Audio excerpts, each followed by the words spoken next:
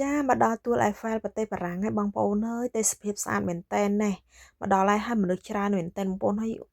អូយរំភើបចិត្តខ្លាំងមែនតែនបងប្អូនអើយមកយូរហើយតែមិនដែលបានមកលេងណាឥឡូវមកដល់ហើយបងប្អូនអើយមនុស្សច្រើនមែនតែនហើយនៅកន្លែងហ្នឹងបងប្អូនសិតតអ្នកមកទេសចរមិនថាយើងអ្នកនៅបារាំង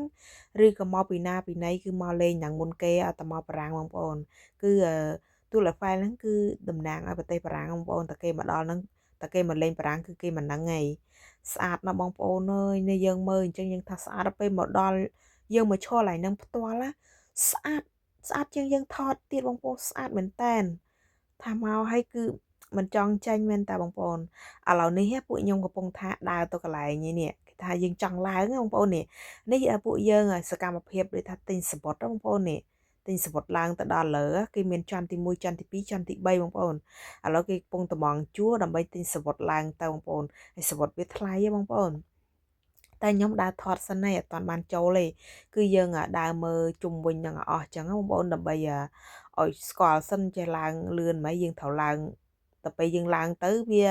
នៅថតលើទៀតហើយចឹងយើងចង់ស្គាល់ខាងក្រោមនេះអស់ណាបងប្អូនឥឡូវមកតម្រៀបគ្នាបងប្អូនអើយតម្រៀបទិញសបុតហើយសំខាន់ស្អាតណាស់បងប្អូនអើយពេលមកដល់ឃើញដែកវាធំធំមែនតែនវ៉ាវឲ្យវ៉ាវហ្មងបងប្អូនណែឥឡូវគេតម្ងជួរនោះមែនតិចឲ្យយូរមុំឡើងហើយមែនយើងឡើងព្រុសណាបងប្អូនគេមានកំណត់ពេលវេលារបស់គេមានកំណត់ម៉ោងរបស់គេដូចថាឡើង100នាក់ឬក៏200នាក់អីចឹងទៅម៉ោងប៉ុណ្ណេះត្រូវចុះហើយត្រូវម៉ោងប៉ុណ្ណេះគេឡើងអញ្ចឹងបងប្អូនមិនមែនឡើងទៅជាន់ពេញហ្នឹងទេអត់ទេគេសិតតែមានម៉ោងគេចុះហើយមានម៉ោងគេឡើងព្រោះអីវាយើងដូចថាដើម្បីសុវត្ថិភាពអញ្ចឹងបងប្អូនតាមខ្ញុំគិតណាពួកឯងមិនមែនឲ្យឡើងពាន់អ្នកទេនេះគេឡើងវាមានម៉ោងគេអ្នកខ្លះឡើងកន្លះម៉ោង1ម៉ោង2ម៉ោងអញ្ចឹងទៅឥឡូវនេះបងប្អូនយើងមកមើលកន្លែងណែទីក្រុងប៉ារីគេកន្ទលេប៉ារីគេហ៎អត់ហ្នឹងហើយទីក្រុងអីគេទន្លេអីបងប្អូនខ្ញុំភ្លេចបាត់ប៉ារីគេហ៎អូស្ទឹងសែនប៉ារីបងប្អូនណែស្ទឹងសែនប៉ារីពិតប្រកបគ្មានបន្លំទេណាបងប្អូនហើយកន្លែងនេះកន្លែងគេទទួលសវត្តជិះទូបងប្អូនខែងសវត្តគេទូគេបងប្អូនហើយកន្លែងទូគេហ្នឹងគឺមានភោជនីយដ្ឋានទៀតបងប្អូនមានទទួលញ៉ាំអញ្ចឹងណាហើយខ្ញុំឈរនេះឈរលើស្ពានគេឲ្យយើងថតទៅកន្លែងទូកនោះស្ពានគេទី2ទៀតស្ទឹងសែនប៉ារីបងប្អូនពិតប្រកបមិនមែនខ្លាំងទេឲ្យស្អាតបងប្អូនអើយនិយាយរួមទៅយើងថតយើងឃើញប៉ុណ្ណឹងតែបើឃើញផ្ទាល់អូស្អាតមែនទែនហើយទូកវានេះប៉ុណ្ណាណែបងប្អូនទូកគេនឹងមានអង្គុយញ៉ាំអីមាន2តង់ហើយខាងក្នុងនឹងមានរេស្តូរ៉ង់គេទៀតអូយស្អាតបងប្អូនអើយណែទូកនេះធំណាបងប្អូនមិនមែនតូចទេណាហើយតែគេមកម្នាក់ចង់ជិះទូកហើយបើនិយាយពីទឹកវិញអូយថ្លាល្អអត់ខ្ចោះហ្មងណាបងប្អូនហើយដល់ពេលពងមើលពងលេងបងប្អូនហើយស្រាប់តែភ្លៀងមានណាមានឆាត់ក៏អត់ទេ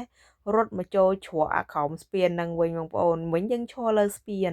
ឥឡូវរត់មកជ្រក់ក្រោមស្ពានវិញព្រោះឯឆាត់វាតូចហើយយើងឈរឡើងនេះកក់ក្ដៅនេះឃើញបងប្អូននៅក្រោមស្ពានហ្នឹងណាហើយនេះស្ទឹងគេថាយើងថតវិញនេះគឺស្ទឹងប៉ារីបងប្អូននេះហើយសត្វតែសត្វបងប្អូនឲ្យសាំងនេះអត់មានផ្អើលយើងទេយើងឈរពេញហ្នឹងមិនថាខ្ញុំមិនថាគេនេះមកជ្រកភ្លៀងក្រោមស្ពានហើយឥឡូវហ្នឹងគឺដល់ម៉ោងទៅវិញបងប្អូនគឺឡើងមកវិញហើយឡើងមកតាមផ្លូវដើរក្រោមហ្នឹងមកវិញដើមដើម្បីទៅផ្ទះវិញបងប្អូនយើងត្រូវកាត់ទីហ្នឹងឥឡូវម្នាក់អូអ្នកនាំគ្នាទៅផ្ទះវិញហើយអ្នកខ្លះដើរអ្នកខ្លះទៅមកអ្នកខ្លះទៅវិញឥឡូវពេលនេះពួកខ្ញុំចាប់ផ្ដើមទៅវិញបងប្អូនប្រមូលគ្នាទៅវិញហើយណែចាប់ផ្ដើមមករាំងភ្លៀងហើយមានគ្រប់ជនជាតិដែរបងប្អូនមិនមានតែយើងទេណាមានច្រើនណាស់